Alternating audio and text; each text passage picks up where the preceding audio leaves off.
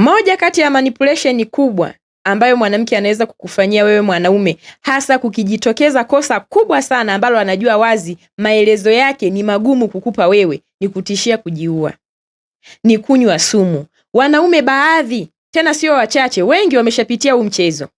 Mwanamke wako alifanya kosa ambalo lilikuingiza kwenye mashaka, ukaona kabisa hapa ni kama nimesalitiwa. Ulipomuuliza mkaanza kugombana, mwenzako kanywa sumu. Unatoka kwenye kufikiria kosa lake, unaingia kwenye kuchanganyikiwa kwamba huyu mtu anataka kujiua. Unahangaika naye, unapeleka hospitali, unamtibia, mnarudi, lile swala linaisha. Mmoja kati ya mwanamke atakaye kunyanyasa sana kwenye maisha yako ni huyu ambaye anafanya manipulation kubwa kama hizo. Wewe kwenye maisha huyu mwanamke kujitoa itakuwa ni ngumu, kwa sababu unakubali kuingia kwenye mtego wake. Mwanamke akikufanyia kosa ambalo unajua wazi alitakiwa kupe maelezo, lakini yeye badala ya kukupa maelezo akaamua kujidhuru. Na ni wengi sana ambao wao wanafanya hii tabia. Kakoroga sumu, kanywa, sijui kakuigizia, anajua yeye. Mpeleke hospitali, akipona waambie ndugu zake mchukueni huku kwenda naye nyumbani kwenu. Sitaki kumuona nyumbani kwangu. Kwa sababu ukiona tu mwanamke anajifanyia kitu fulani kikubwa baada ya kosa kubwa kujitokeza, maana yake hilo kosa ameona kabisa linaenda kumkosti. Kwa hiyo anafanya hivyo kama sababu ya kupotezea hilo kosa lisizungumziwe. Sasa usiwe mjinga mwanaume, ukamuhurumia kwamba amekunywa sumu sijui kwa sababu ananipenda. Wewe mwanamke kwenye kulinda kosa lake anaweza kujifanyia chochote unachokijua wewe. Sijui unanielewa? Haya mambo ya wanawake kunywa sumu nimeshasikia wengi sana, na wengi nilikuwa nawaambia mnafanyiwa manipulation na hawa wanawake. Sio kwamba anakunywa sumu kwa sababu anakupenda, sio kwamba anakunywa sumu kwa sababu umemkera kwenye maugomvi, sio kwamba nini. Wakati mwingine hana jibu la kukupa kuhusu kitu alichokifanya. Kwa hiyo anatafuta tu drama ya kupotezea lile swala. Sijui kama unanielewa. Mwingine akaniambia ila wanawake bwana. Mwingine akaniambia mke wake siku moja alirudi asubuhi nyumbani. Alivyorudi asubuhi akaanza kujiangusha mapepo.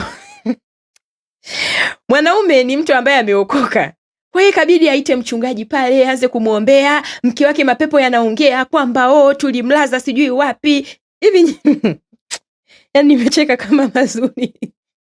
Wanaume, shtukeni, wanawake wana manipulation mbaya sana. Yani mtu alikuwa ananisimulia ni mimi nikakuta nimecheka, anasema dada mbona unacheka? Nikasema kaka, hivi mke wako amelala nje. Ulifikiri maelezo ya kukupa angeyatoa wapi? Ikabidi aje na staili ya mapepo yamempanda. Muombe. Mwisho wa siku wewe si umeokoka utasema ni mapepo. Kwa hiyo ungesema ni? Mimi nakwambia mwanamke anayekufanyia manipulation kubwa kujitoa kwenye maisha yake ni ngumu. Mwanamke akishaona hili kosa linamkaba, anajidhuru mwenyewe, yani anajiweka rehani yeye kwa ajili ya kutetea lile kosa lisizungumziwe. Hivi unajua kuna vitu vingine ni vituko jamani, ni vituko vya kwenda mbele. Wewe mke wako anarudi asubuhi, amelala nje. Unamuuliza, anaanza kudondoka mapepo, anajifanya amekuja sio yeye. Wanaume kwa kweli mnapitia mengi sana kwenye hizo nyumba. Wanasemaga nyinyi wanaume ni waongo, lakini nyinyi hamjatufikia sisi jamani. Sisi unajua tuna uongo ambao unafanana na ukweli. Hivi kwa mfano mtu akianguka mapepo, wewe si utasema ni kweli kabisa? Fikiria, utasema ni kweli. Wanawake wana manipulation mbaya. Mimi nilimwambia yule kaka, hivi we kaka, kwa akili yako kweli mke wako alipandwa na mapepo akaenda kulazwa na mapepo kwenye pagala? Wewe unaamini hicho kitu? Yaani wanaume mnapitia wakati mgumu sana wakati mwingine jamani. Kiukweli mimi ni huaga naongea haya mambo kwa ujasiri, pamoja na kwamba wanasema sijui unawatetea jamani, watu wanapitia mengi. Ni vile tu jamii haifahamu. Unajua mtu mmoja akijiona yeye amenyoka anafikiri wanawake wote wamenyoka. Shida zipo huko kwenye nyumba za watu. Wewe hujalala na mke wako usiku kucha, anakuja asubuhi anaanza kukuletea mapepo. Hivi kweli ni vitu ambavyo mtu anatakiwa kukufanyia wewe? Mwingine akasema dada, mke wangu alirudi usiku amechelewa. Alifika nyumbani mimi nimefika. Anarudi usiku. Anarudi saa 6, saa 7 kama ilikuwa kitu kama hicho. Kwanza kumuuliza tu ulikuwa wapi? Mimi usiniulize sijui, ni drama zikawa nyingi. Anasema ile nimetoka tu, ninamtishia kwamba ngoja nikabebe panga nikuue kama usemi. Narudi kanywa sumu. kwa sababu alitaka kumtishia aseme alikokuwa. Mwanamke akakataa. Anavyomtishia kwamba sasa wewe leo mimi nitakuua huko ndani, anatoka nje kwa lengo tu la kumtishia, na anasema sio kwamba nilikuwa naenda kufanya kitu, nilikuwa natishia kwamba aseme alikuwa wapi. Narudi nakuta amekoroga sumu kanywa, nakuta tu kipaketi cha sumu kiko hapo. Kwa hiyo mtu anajipanga kabisa anavyotoka kwamba hapa maelezo sina, nifanyeje?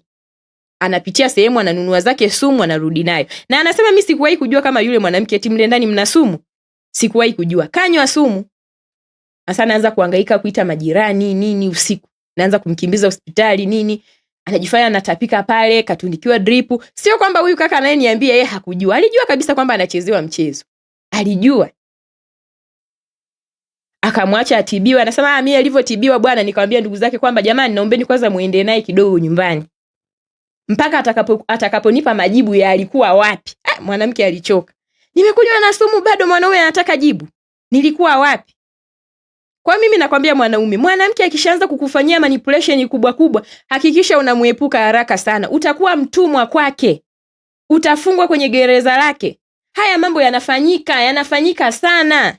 Sana tu watu wanayapitia huko, ni siri. Wanawake wanatetea, wanasema tu wewe unatetea wanaume. Wewe watu wanapitia jamani. Wewe fikiria hata ungelikuwa ni wewe, unamuuliza mtu juu ya kitu alichokosea, mwenzako anakimbilia kujidhuru. Anataka afya aseme wewe ndio ulimuua kuletea na kesi.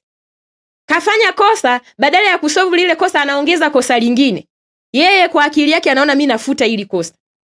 Kwa hiyo hiki kitendo cha wanawake kunywa sumu huwa kinawafanyia manipulation, baadhi ya wanaume wanashindwa kuhimili.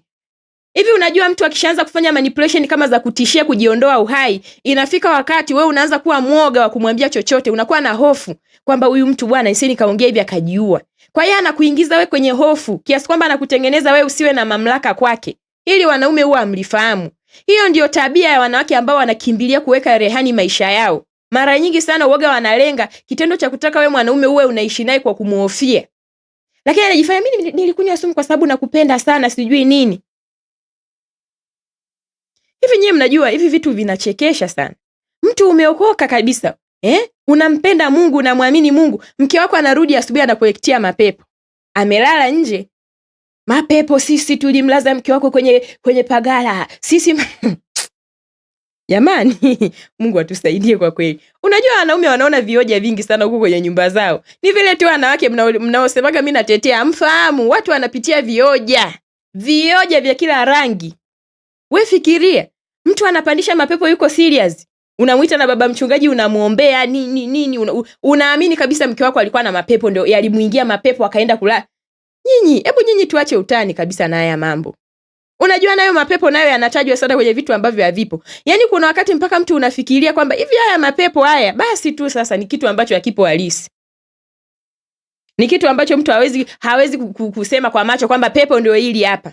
Tunazungumzia tu kwa imani, lakini hivi vitu watu wanaingizia manipulation pia. Mimi mwanaume yule alikuwa ananiambia yuko free kabisa. Anaona kabisa kilikuwa ni kitu cha kawaida, si ameokoka. Si unajua mke wangu kumbe mapepo yalimvaa kalala. Wewe pepo la wapi? Mapepo gani yaliyomvaa mke wako akalala nje?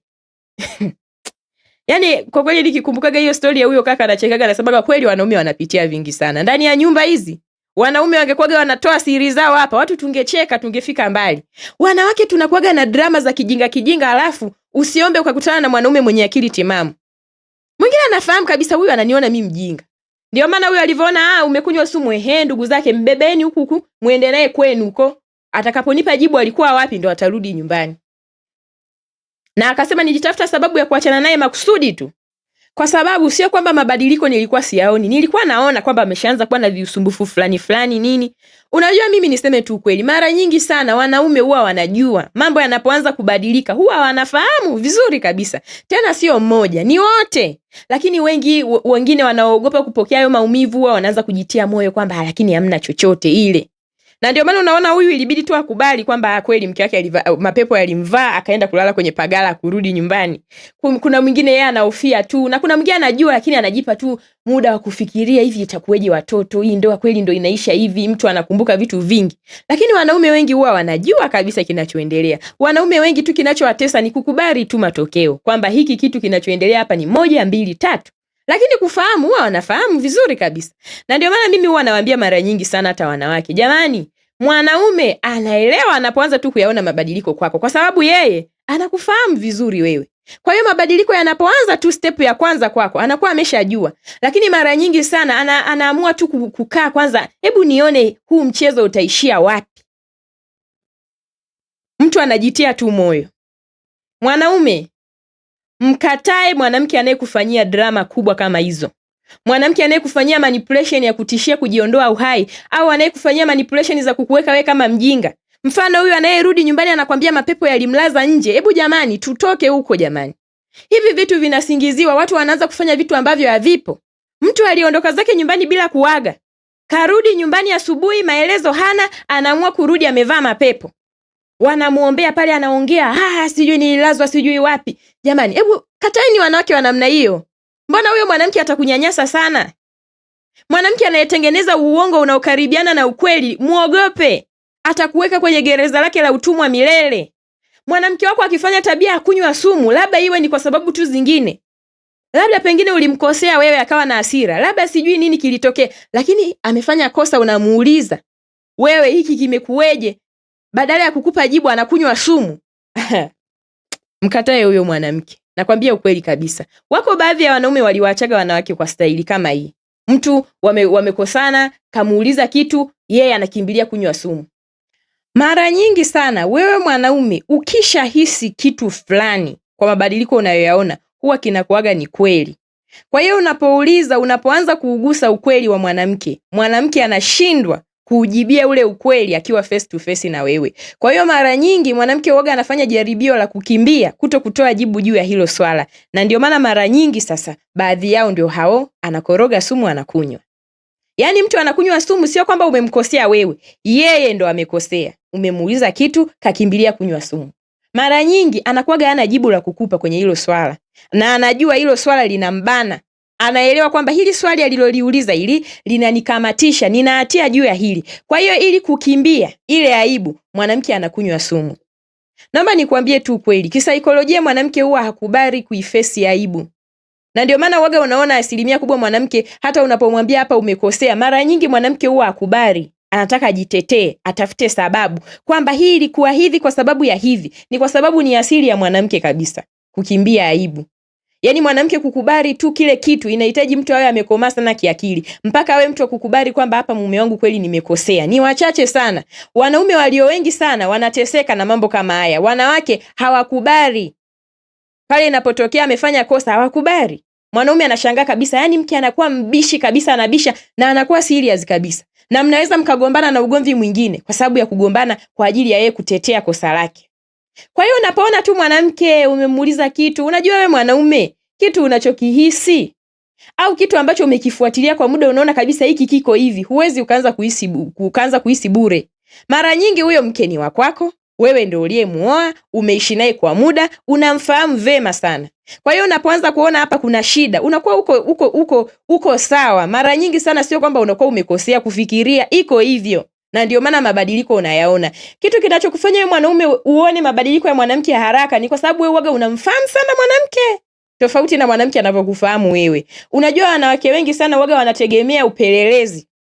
Akunuse ukitoka kazini kama mbwa, yani akunuse, angalie shati linanukia nini, angalie sijui nini, akague simu yako. Lakini wewe mwanaume una intelijensia kubwa, wewe utegemei hicho. Wewe usaliti una usensi kwa mbali kabisa. Yani unavyoanza kumuona mke wako zile nyendo. Unajua wengi huwa hawajui kwamba sababu ni nini. Kuna vipointi vidogo vidogo mwanaume huwa vinakukaa sana kichwani. Yani mwanaume ni mtu ambaye unachukuaga vitu hata vidogo ukiviona unavifikiria. Wanaume wengi sana ni overthinker. Kitu fulani akikichukua na kifikiria, kwa nini imetokea hivi? Mbona sio kawaida ya mke wangu kuona anafanya vitu hivi? Kwa hiyo mwanaume usipokuwa overthinker, kweli mwanamke anaweza kukuchezea na usishtuke. Lakini ukiwa overthinker ambaye kitu kidogo unakifikiria sana, mapema sana unakuwa umepata jibu. Kwa hiyo wewe mwanaume huwa hauhisi kitu for no reason. Inakuwepo sababu ya kwa nini umehisi kitu fulani. Kwa hiyo ule ukweli unakuwepo. Sasa shida ni kwamba mwanamke hawezi kukubali kuona amekamatwa mapema kiasi hicho. Kwa hiyo ndio maana mwingine anakunywa sumu. Sio kwamba anakunywa sumu kwa sababu gani? Anakunywa sumu ili alinde lile kosa lake lisifumuke. Na sio kwamba anajuta, no, anaficha ile aibu, hataki kuiface. Kwa hiyo njia yake ya kuikwepa anatafuta drama kubwa ambayo itasababisha hicho kitu kifike mwisho. Kuna mtu alishawahi kuniambia sema, bwana, nilimkamata mke wangu na message kabisa kwenye simu. Nikamkamata kabisa nikasema, we, mbona kuna hiki na hiki na hiki? Anasema hapo hapo mwanamke kazimia. Mimi nimeenda kuhangaika ile kuita watu, narudi ile kikili tukaanza kumpepea pale tunafanya nini, kuja kuangalia simu zile message hazipo. Wanawake wana drama. Yaani wanawake sio wajinga kama unavyofikiria. Kumbe alikuwa anatafuta ile drama azimie pale mwanaume akaite msaada huko nje, anavyorudi amesha delete lile faili ya message lote. Fikiria. Hapo anasema nilikuwa nahangaika kabisa, nampepea, anaonekana kabisa amezimia, kweli huyu yuko serious. Jambo limekuwa serious, na nyanyua mkono unalegea tu na utupa hivi. Kumbe yupo vizuri kabisa, ananiektia. Na kuja kumaliza baadaye tuendelee kujadili ile swala la message, anakuambia haya, nipe ushahidi, ziko wapi hizo message? Anasema mke wangu alinigeuka hivi naona na macho yangu, lakini kasema wewe sikubali we. Nenda kwenu, utakaponiambia ukweli utarudi hapa. Kwa hiyo alivyoenda kwao huko akachakaa maisha magumu, ndo akaanza, kweli mme wangu nilikuwa na mahusiano na huyo mtu, lakini ni mara moja tu nimetoka naye. Mwanaume akasema haya basi imeisha mama. Nilikuwa nataka tu nijue nini kilitokea, isionekane nimekukosea bure, isionekane nimekuonea. Kwa hiyo mimi na wewe it is over. Sijui kama unanielewa. Kwa hiyo mwanaume, mkatai mwanamke yote anayekufanyia drama kubwa kubwa. Mwanamke asikuletee maigizo kama we ni mtoto, we ni mtu mzima, una akili zako timamu. Mtu anapokufanyia vitu vya maigizo hata we unajua wazi kabisa. Mke wako hajawahi kuwa na mapepo tangia umemuoa. Leo hii amelala nje, hana jibu la kukupa, ndo anakuja kukwambia mimi mapepo yalinipanda, sijui nikalala kwenye pagari, na anajifanya aongei yeye, anaongea mapepo. Hivi vitu hivi jamani vipo kwenye maisha ya watu huko wanavipitia, na hivi vitabia vya kunywa sumu ndo viko hivi. Wengine wanakunywa mavidonge, wengine wanafanya nini? Yaani mwanamke yuko tayari ajiweke maisha yake rehani kwa ajili ya kuikimbia aibu. Kwa hiyo mwanaume kaa ukijua tu kwamba kitu unachokifikiria mara nyingi sana kinakuwaga ni kweli. Lakini usipozingatia kukifuatilia vizuri, mwanamke ndo anaingiza drama, hicho kitu kinapotea. Kwa hiyo ni ukweli kwamba wanawake huwa wanafanya manipulation kubwa kubwa. Lakini wewe utakapoona tu mke wako ameingia kukufanyia manipulation kubwa, hasa kama hizi za kutishia kujiondoa uhai au kunywa sumu kabisa, kufanya jaribio, mfano umeona umemkamata kabla hajanywa hiyo sumu, yani anakutishia kwamba anaweza kujiondoa maisha kwa sababu ya kitu kinachoendelea, na unajua wazi hicho kitu kinamlenga yeye. Huyo mwanamke mkatae. Mara nyingi sana huaga anaficha aibu ambayo anajua wazi ikitoka maisha yake yanakuwa yameharibika. Kwa hiyo mwanaume kuwa makini sana. Usije ukaona mwanamke anakunywa sumu ufikiri kila wakati anakunywa sumu kwa sababu anakupenda. No. Wakati mwingine anakunywa sumu kwa sababu analinda siri yake isitoke.